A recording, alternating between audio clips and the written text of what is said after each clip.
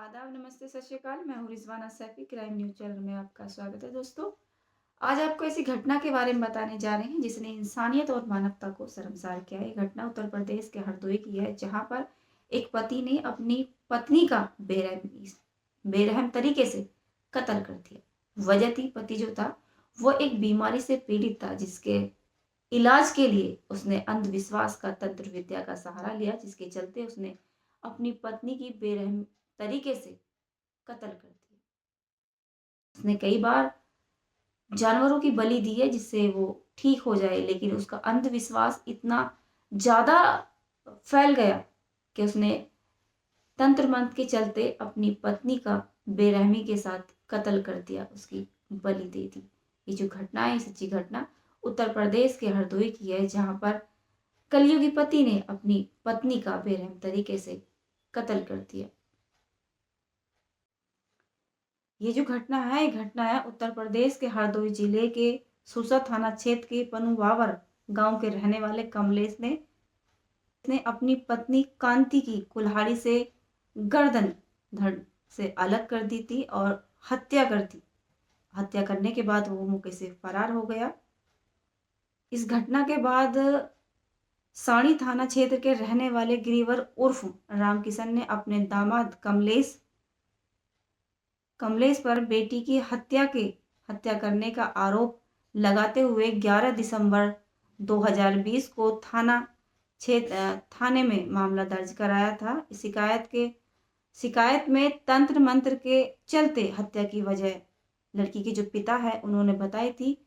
कमलेश ने अपनी पत्नी कांति की हत्या 10 दिसंबर 2020 को की थी। 11 दिसंबर 2020 को लड़की के पिता ने अपने दामाद के खिलाफ थाने में एफआईआर दर्ज कराई थी।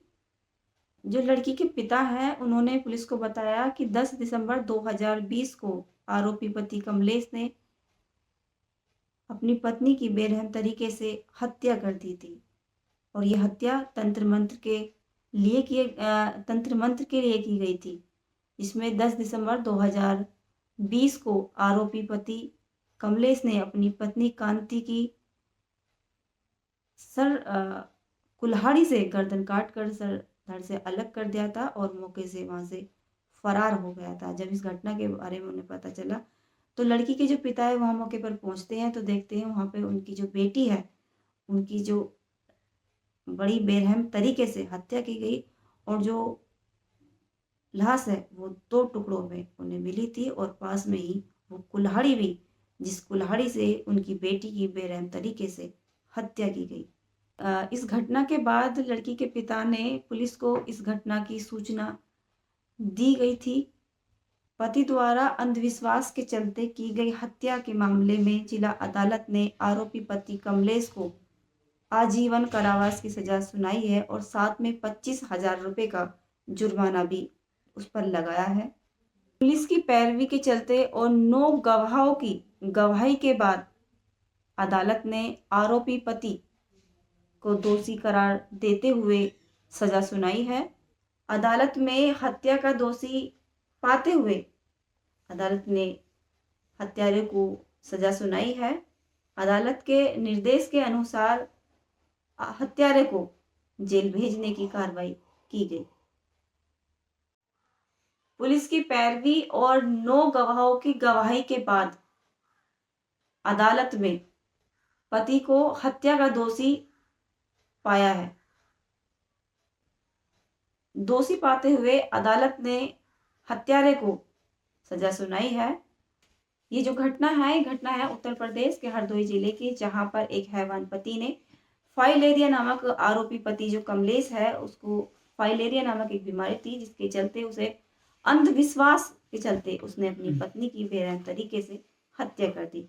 दरअसल जो आरोपी पति है ये एक फाइलेरिया नामक बीमारी से पीड़ित था और उसी का इलाज करने के लिए इसने कई जानवरों की बलि भी दी। उसके बाद वो ठीक नहीं हुआ तो उसने तंत्र विद्या के सहारे अपनी पत्नी की बलि दी, जिसमें उसने अपनी पत्नी का कुल्हाड़ी से सर धड़ से अलग कर दिया और बेरहम तरीके से अपनी पत्नी की हत्या कर दी।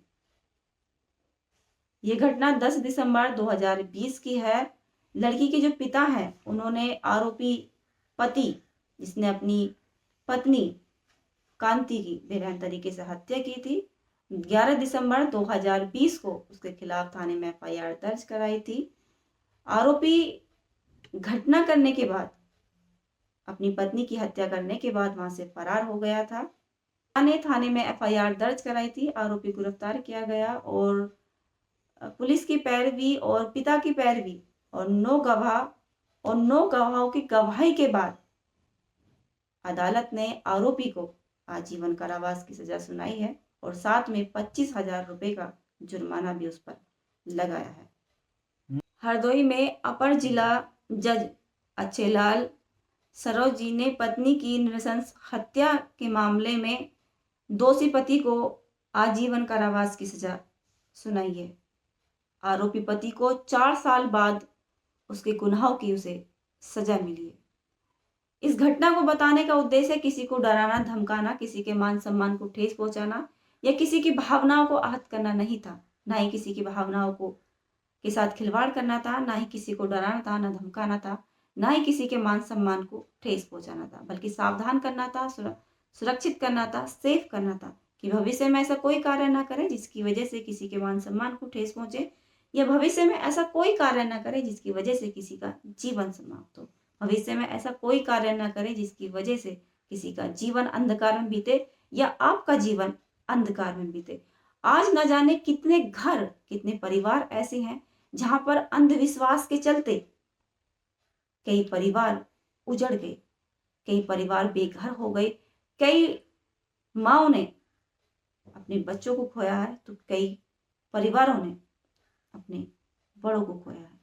इसलिए ऐसा कोई कार्य ना करें जिसकी वजह से आपका जीवन समाप्त हो या किसी का भी जीवन समाप्त हो। सावधान रहें, सुरक्षित रहें, खुद को सेफ रखें, अपने स्वास्थ्य का ख्याल रखें, अपने आसपास का वातावरण साफ रखें।